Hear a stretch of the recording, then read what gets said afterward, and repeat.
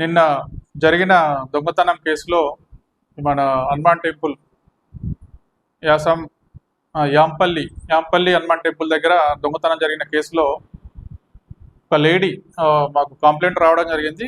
వాసం సంతోష్ అనే వ్యక్తి అతని ఇంటి ఓనరు ఇంట్లో 8.3 తులాస్ గోల్డ్, అదేవిధంగా ఒక 135 క్యాష్ 1,35,000 క్యాష్ పోయినాయని చెప్పేసి మాకు కంప్లైంట్ ఇవ్వడం జరిగింది.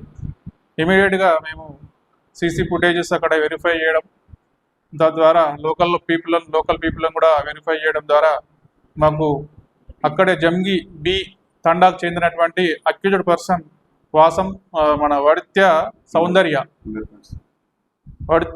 సౌందర్య భర్త తండ్రి పేరు ఎంసీ నాయక్, 21 ఇయర్స్ ఉంటుంది. ఈమె ప్రస్తుతం ఇంతకుముందు హౌస్ కీపింగ్ చేసేది, ప్రస్తుతం ఖాళీగా ఉన్నది.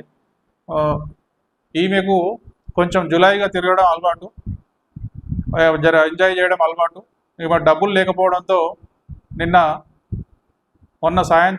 మొన్న మధ్యాహ్నం 3 గంటలకు 2 to 3 మధ్యలో రెక్కీ చేసుకొని లాక్ ఉండదని చెప్పేసి చూసి ఆ లాక్ బ్రేక్ చేసి ఇంట్లోకి వెళ్ళడం జరిగింది.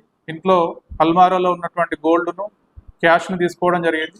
అదేవిధంగా పూజా రూమ్లో ఉన్నటువంటి క్యాష్ను కూడా తీసుకొని మళ్ళీ బ్యాక్ సైడ్ నుంచి కాంపౌండ్ వాల్ దూకి అక్కడి నుంచి హైదరాబాద్కి వెళ్ళడం జరిగింది. ఈమె గతంలో కూడా సంగారెడ్డి రూరల్ పోలీస్ స్టేషన్లో ఒక 2 months బ్యాక్ అక్కడ కూడా దొంగతనం చేసి జైలుకి వెళ్ళడం జరిగింది. 1 week బ్యాకే ఇతను జైలు నుంచి రిలీజ్ అయ్యి ఇంటికి రావడం జరిగింది. ఇతనికి జులాయిగా తిరగడం అలవాటు ఉంది కాబట్టి గోవాకు పోవాలనే ఒక ఇంట్రెస్ట్ ఉండే ఈమెకు. దాని ద్వారా ఆమెకు తల్లిదండ్రులు ఎలాగో డబ్బులు ఇవ్వరు, ఎలాగైనా కొన్ని డబ్బులు సంపాదించాలంటే ఏదో విధంగా దొంగతనం చేస్తేనే అవుతుంది అని చెప్పేసి ఈమె మొన్న ఫస్ట్ రోజు మధ్యాహ్నం రెక్కీ చేసి దొంగతనం చేయడం జరిగింది. దొంగతనం చేసి మొత్తం బంగారము, డబ్బులు అన్నీ తీసుకొని పోతే ఈరోజు మేము మార్నింగ్ ఇన్ఫర్మేషన్ ద్వారా ఆమెను పట్టుకోవడం జరిగింది.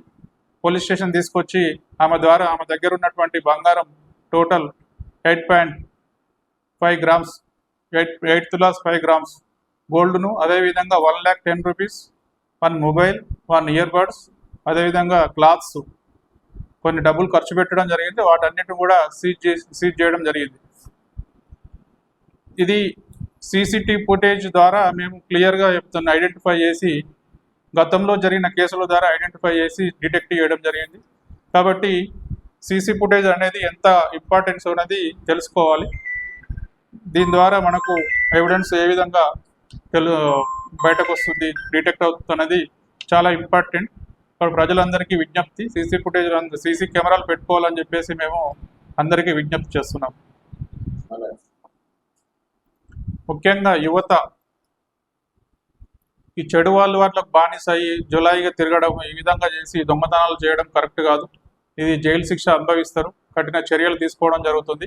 కాబట్టి యువత ముఖ్యంగా నేను విజ్ఞప్తి చేసేది ఏంటంటే, పని చేసుకొని బతకండి. పని చేసుకుంటే డైలీ మనకు చాలా పని దొరుకుతుంది, డబ్బులు కూడా వస్తాయి. కష్టపడి పని చేసుకుంటే ఏ రోజైనా దానికి విలువ ఉంటుంది. కాబట్టి యువతకు నేను విజ్ఞప్తి చేసేది, ఇట్లాంటి జులాయి పనులు చేయొద్దు, దొంగతనాలు కూడా చేయొద్దు.